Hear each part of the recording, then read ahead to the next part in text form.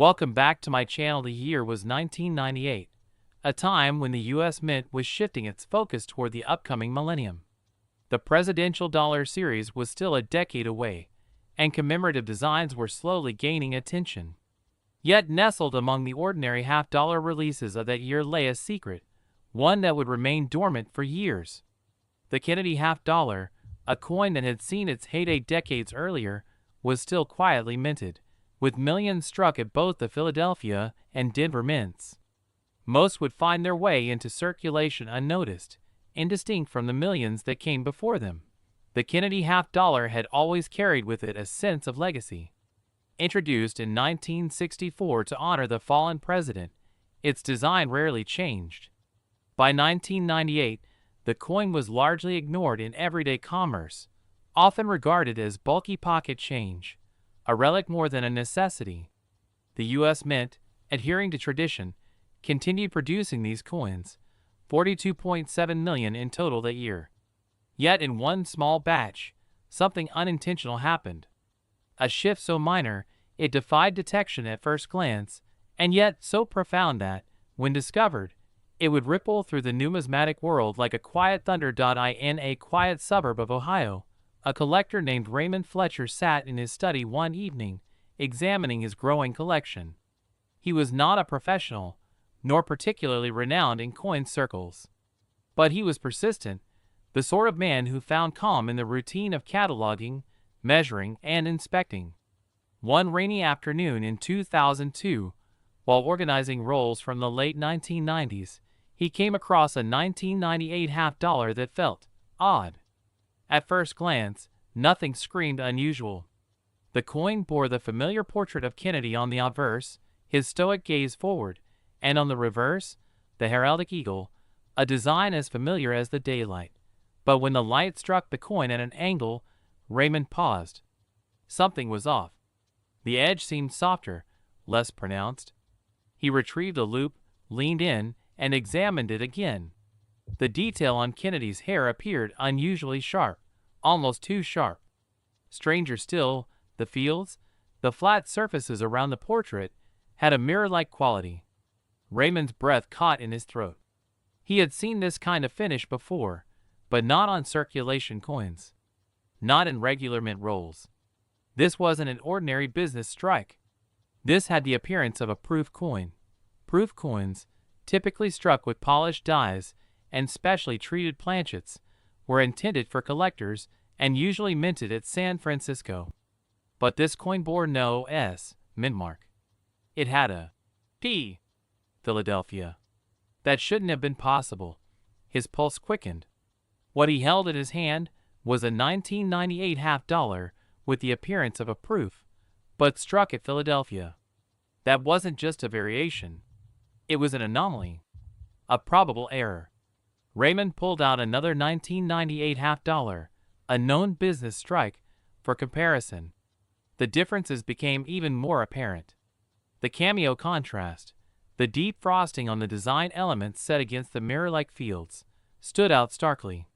It was too pristine, too deliberate to be the result of simple wear or polishing. At first, he suspected it might be altered, tampered with.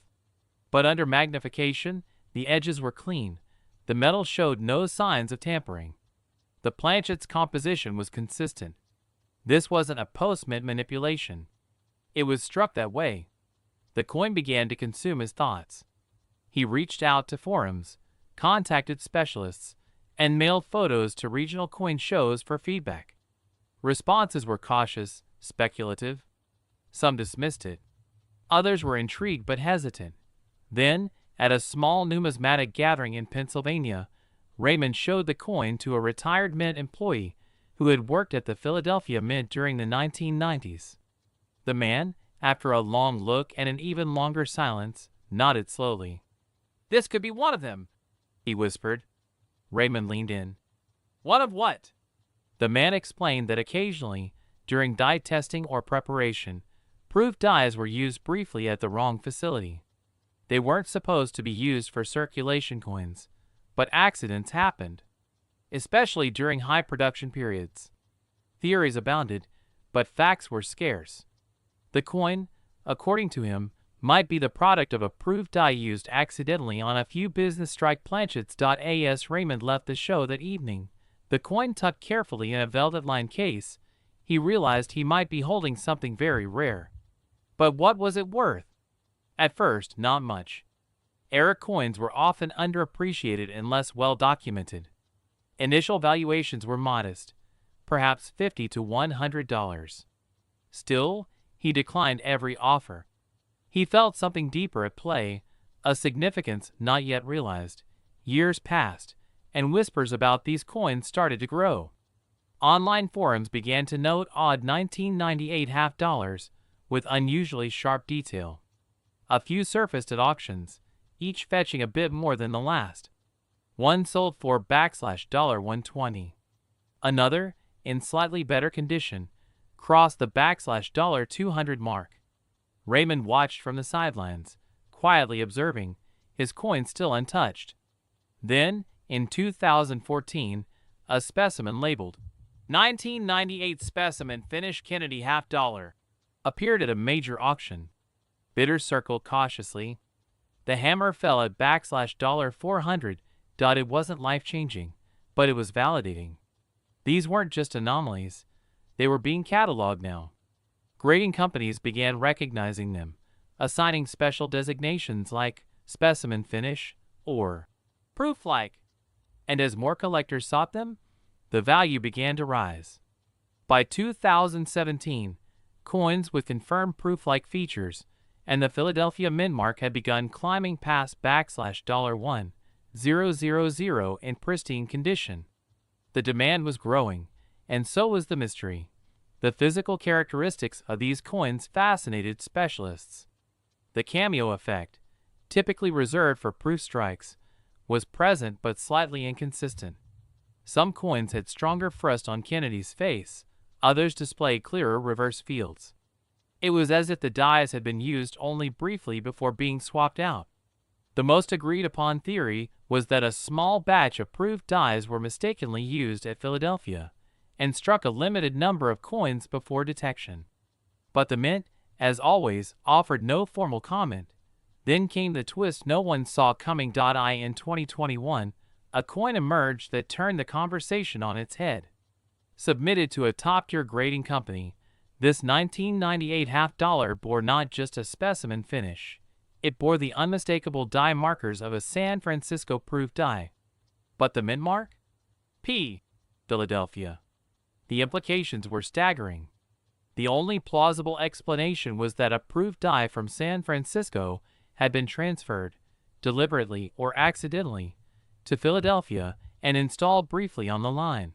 Collectors debated endlessly. Was it a rogue employee? A training error? Or perhaps an internal experiment gone unnoticed? Whatever the cause, the coin was authenticated and labeled accordingly. At auction, it fetched over $12,000. The market exploded overnight. Previous specimen finish coins from 1998 began soaring in price. Coins once worth a few hundred were now being resold for thousands. Raymond, now in his 70s, watched the frenzy unfold with quiet satisfaction. He finally submitted his original coin for grading. It returned with a stunning designation: 1998 Kennedy half dollar, specimen finish, Philadelphia Mint. Population 1. At auction, it started at $8,000. The bids climbed steadily. $9,000, $10,000. Then a pause. And suddenly, one last bid. $11,500. Sold. The buyer? An anonymous collector with a known interest in mint anomalies. But that wasn't the true ending. A few weeks later, Raymond received a letter in the mail. No return address. Inside, a photograph of his coin in its new case, and a note written in simple cursive. "It's 1 of 5. That was it. No signature, no explanation. He read it 3 times. 1 of 5. So far, only 3 confirmed examples had surfaced publicly, which meant 2, perhaps, still remained unfound, waiting. The mid-1980s were a transitional time in American coinage. The U.S. Mint was running with remarkable consistency, churning out billions of coins each year. The Jefferson nickel, a design introduced in 1938, remained unchanged in form. It was a familiar piece of currency, so routine that it rarely drew a second glance. In 1985 alone, over 1.8 billion nickels were produced between the Philadelphia and Denver mints. The machines moved fast, the process smooth, the quality checks efficient. But sometimes, even in a system built for perfection, something slips through unnoticed. At a glance, the 1985 5-cent piece seemed like just another year in a long sequence of Jefferson nickels. The design still featured the former president's left-facing profile on the obverse, and Monticello, his Virginia home, on the reverse. The coin's metallic composition had remained unchanged since 1946, 75% copper, 25% nickel. No commemorative alterations, no fanfare, just another utilitarian coin.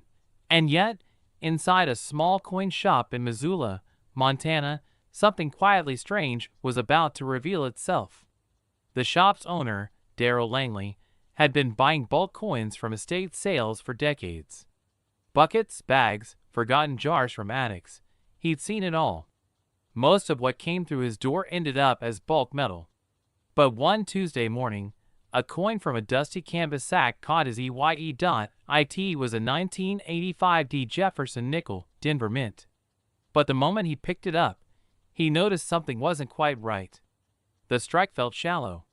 The portrait of Jefferson appeared off-center, not dramatically so, but enough to be noticeable. Then there was the rim, or rather, the lack of one. The entire edge of the coin bled outward, as though it had been smeared. Curious, Darrell flipped the coin over.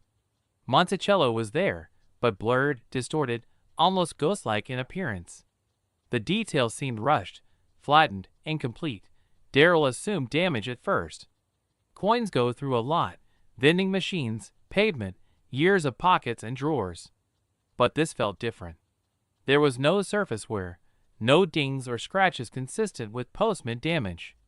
This was something born during the minting process itself. He retrieved his magnifier and leaned in. The fields were smooth, almost glossy in places, and the coin seemed thinner than usual. A faint warping at the rim confirmed it. This wasn't just an off-center strike. Something had gone very wrong when this coin was born. Word spread among local collectors. Darrell, long known for his meticulous record-keeping, began documenting everything. He weighed the coin for 0.97 grams, slightly under the standard 5 grams. He measured the thickness, thinner than the usual 1.95 millimeters. Then came the light test. Held at the right angle, the coin revealed signs of a planchet error, possibly struck on a misaligned or defective planchet. Maybe even the wrong planchet entirely. Others speculated it might be an early strike from a worn-out die. But if that were the case, there should have been hundreds, even thousands, like it. Yet no others turned up. No matching die flaws, no companion errors. This coin stood alone. Darrell reached out to specialists. Some dismissed it. Others requested images. Eventually, a numismatist from California asked to examine it in person. Upon inspection, he grew quiet. His verdict: a rare combination of two errors, a misaligned die and an improper planchet. It was a hybrid mistake, one that shouldn't have happened, especially at a high-output mint like Denver. And yet, here it was, physical and undeniable. By 1990, a handful of Jefferson nickel collectors had begun whispering about the ghost strike, 1985D. One sold privately for $75. Another, slightly more distorted, surfaced in a coin show in Oregon, fetching $120. Most collectors still scoffed at the idea of a modern nickel commanding premium prices. But then came 1997.AT, an estate auction in Missouri. A coin nearly identical to Darrell's appeared in a velvet-lined tray. It drew the attention of a small but enthusiastic group of error coin hunters. Bidding started at $150. By the end, it sold for $340. This wasn't just about rarity anymore. It was about recognition. The coin had crossed over from curiosity to documented anomaly. With time, the value crept upward. In 2003, a pristine error specimen, off-center, broad struck, with Monticello fading into the coin's edge, was graded and sold online for $475.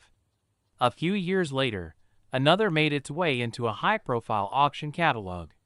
The listing hinted at the coin's uniqueness, drawing in bidders who understood the rarity of compounded mint errors. The final price? $850. What made these coins particularly fascinating was the dual nature of the error. Single errors are common enough: off-center strikes, die cracks, planchet flaws. But the 1985 D specimens that showed both improper planchet thickness and misalignment were exceptionally scarce. And of those, only a few were preserved well enough to be graded as mint state. Then came an unexpected discovery in 2015. A collector in Georgia, combing through bank rolls, found a 1985 Jefferson nickel that rang differently when dropped. It sounded more hollow, almost like a foreign coin. Intrigued, he took it to a jeweler, who measured its density. It was off.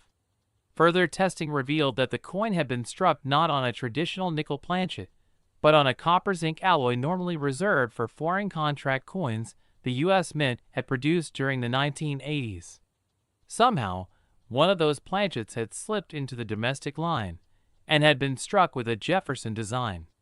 The coin bore the same Denver mint mark, the same faint Monticello. Only this one was made of the wrong metal entirely. The numismatic world buzzed.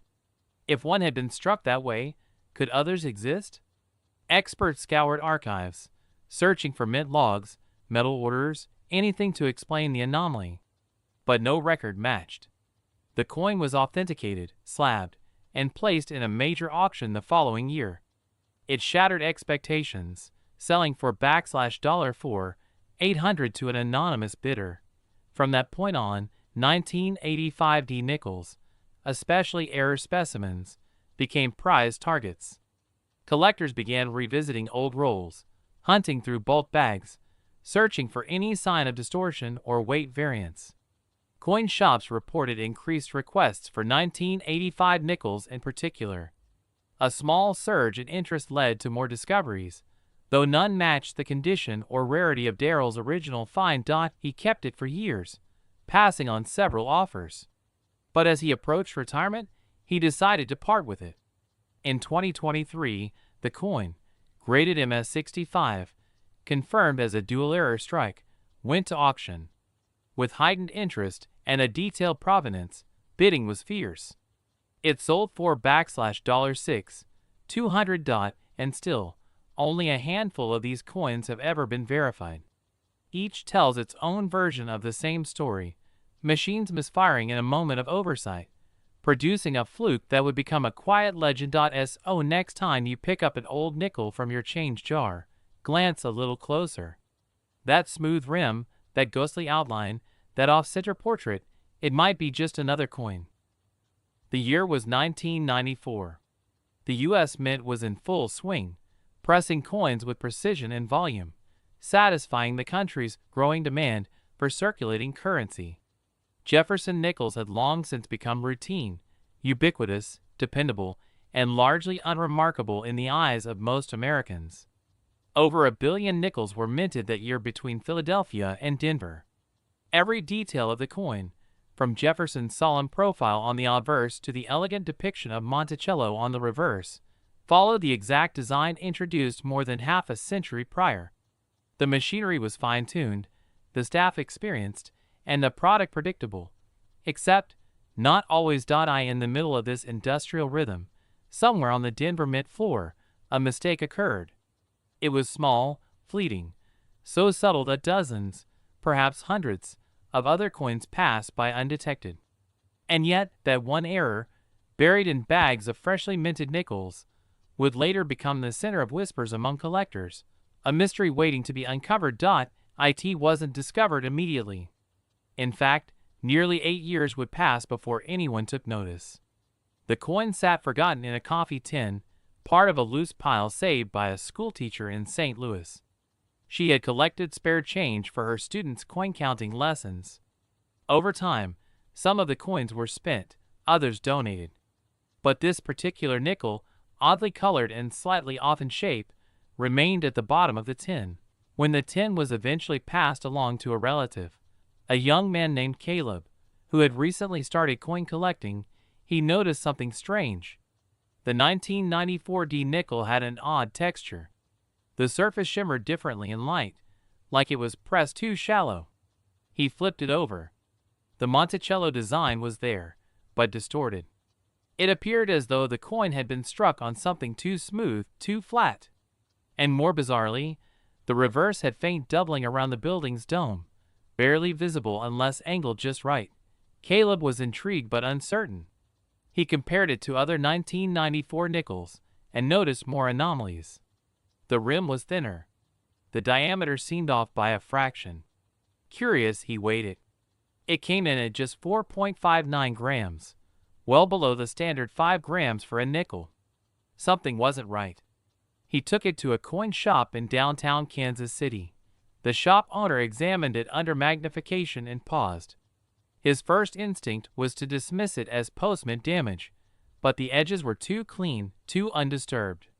He called a friend, a former mint employee, who suggested the coin might have been struck on the wrong planchet, possibly one intended for a foreign coin, maybe even a test strike. Whatever it wasn't ordinary. Word began to spread. Photos circulated in online collector forums. Some experts speculated it was a 1994 D nickel struck on a planchet meant for a clad dime. That would explain the weight difference, the shallower strike. The weighty edge seemed incomplete. One user pointed out similar cases had occurred in previous years, but rarely with nickels. They were often caught before circulation. Somehow, this one had escaped. It didn't take long for another collector to come forward. He'd found a 1994 D with similar weight discrepancies and a slightly off-center strike. Then came another, this one showing a misaligned die where Jefferson's face nearly touched the rim. None of them were quite identical, but they all seemed connected, evidence of a quiet, systemic hiccup that year at the Denver Mint. Over time, these 1994 D nickels became a small subcategory among error coin enthusiasts. At first, values were modest. One sold in 2005 for $90. Another, in slightly better condition, went for $140 in 2008. But as more collectors began taking notice, and as examples remained few and far between, the prices slowly crept upward. Then came 2013. A near-pristine example appeared at a coin show in Phoenix. It had been authenticated by a major grading service and labeled as a wrong planchet error, 1994 D 5 cent. It had a light golden hue, struck on what was confirmed to be a leftover planchet from a South American contract coin. Fewer than 3 such errors had ever been confirmed. The buzz built quickly. The coin sold for $1,900.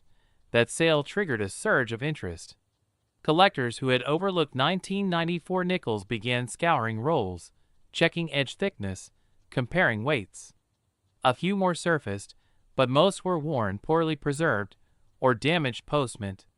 Only a very small number held any real value. But those that did, those with the weight anomaly, the shallow Monticello, the off-center profile, became targets. The most captivating of them all, however, surfaced in 2021. A longtime collector in New Jersey opened a sealed bag of bank-wrapped nickels he'd forgotten in a storage unit. Inside, near the bottom of the roll, was a nearly flawless 1994 D nickel that looked wrong from the moment it saw daylight. The metal gleamed oddly, almost pale. The strike was incomplete. The rim blended with the field. A closer inspection revealed it was struck on a clad dime planchet, but with an unusually sharp obverse and a nearly vanished reverse. The grading service authenticated the coin, calling it one of the finest error specimens of its kind. When it went to auction, It drew more attention than anyone had anticipated. Error coin experts, Jefferson series enthusiasts, and even casual collectors watched the bidding climb and climb. The final sale stunned everyone. That coin sold for $5,750. It was a culmination of rarity, condition, and the mystique surrounding the year. Today, the 1994 D5-cent coin remains a mystery wrapped in fragments, traces of metal and mechanics that shouldn't have met, but did. It's a story whispered among specialists, a tale of quiet oversight that became a prize.so when your fingers pass over the worn surface of an old nickel, especially one from 1994. Take a second look. Not every coin tells the truth at first glance. Some hold their secrets in weight, shape, and shimmer, and if you're lucky, if the coin in your palm carries the echoes of that rare, mint-born flaw, you might just be holding a piece worth more than $5,700.